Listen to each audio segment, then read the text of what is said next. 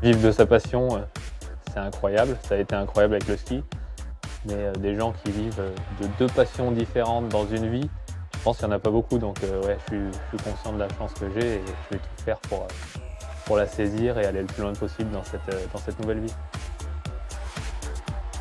À 27 ans, Thomas Krief a définitivement déchaussé pour passer à autre chose. L'ancien petit prince de la glisse consacre désormais sa vie au vice.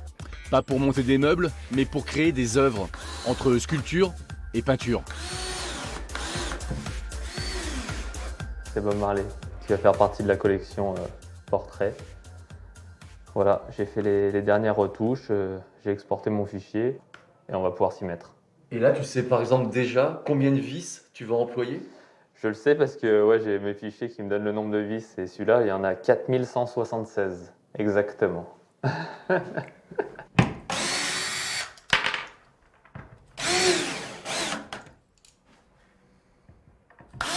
Je fais mes dessins informatiquement avec des fichiers qui sont composés de milliers de points qui correspondent aux vis qui vont ensuite être sur la planche en bois. Et là, Thomas, tu enlèves tout parce que parfois on se gourre. Et ouais, je vous parle et du coup, je suis pas concentré et je me suis gouré. Ouais. Mais pas de beaucoup, c'est pas grave.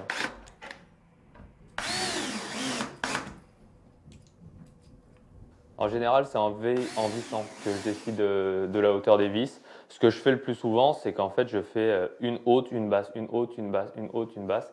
Et c'est l'effet que j'aime bien parce que je trouve que ça donne des reflets différents quand on le regarde. Et surtout, quand on regarde l'œuvre de côté, elle est un peu plus abstraite.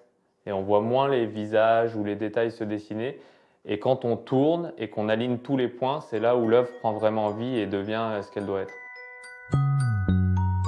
De la peinture, des vis auxquelles Thomas rajoute des couches de résine pour donner du peps à ses créations.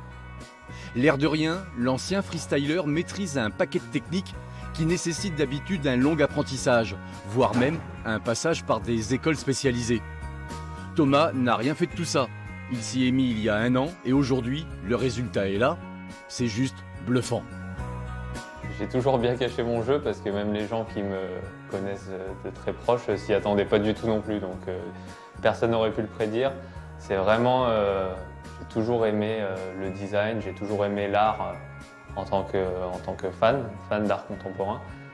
Et j'ai toujours eu dans un coin de ma tête plein d'idées, mais je ne savais pas comment les mettre en œuvre. C'est très inspiré du pop art ce que je fais, pop art et street art, parce qu'il y a beaucoup de graphes, de tags aussi sur les fonds. C'est un peu mixé, il y a des choses avec de la couleur, il y a des choses sans. C'est vraiment selon l'humeur. Il y a des jours où je fais quelque chose et je me dis putain c'est génial, je vais faire tous mes tableaux comme ça. Et le lendemain je me dis ah non j'ai envie de faire autre chose, je pars complètement dans une autre direction. Donc c'est ça qui est assez sympa et du coup je m'ennuie jamais. Dans la famille Grand Écart, le cas Krief est remarquable car la réussite est au bout. Normal, car c'est l'amour du travail bien fait qui mène l'homme, avec une seule différence, c'est que désormais c'est un métier à vivre sans avoir la pression du résultat.